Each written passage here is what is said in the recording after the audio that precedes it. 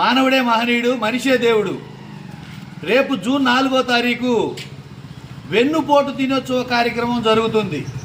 ఎందుకు వెన్నుపోటు దినోత్సవ కార్యక్రమం అంటే అనేక అబద్ధాలు చెప్పి అనేక మోసాలు చేసి ఈవీఎంలతో మాయ చేసి గెలిచి పేదల కడుపు కొడుతూ ఈ రాష్ట్రంలో ఉన్న పేదలందరినీ ఇబ్బందుల పాలు గురి చేస్తున్న ఈ కూటమి ప్రభుత్వాన్ని పారదోలాలన్న ఉద్దేశంతో ఈ కార్యక్రమం చేపడుతున్నారు.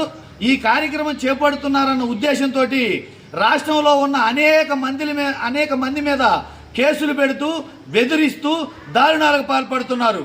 మీ ముందు నేను ఒక్కటే ఒక మాట చెప్తున్నా. ఈ సందర్భంగా శ్రీశ్రీ గారి మాట ఒకటి గుర్తుంది నాకు.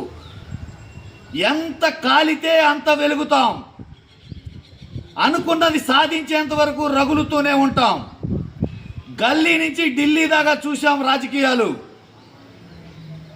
అర్థమైందా? ఆ నవ్వులు ఆపండి, ఏడ్చే రోజు వస్తుంది మీకు కూడా.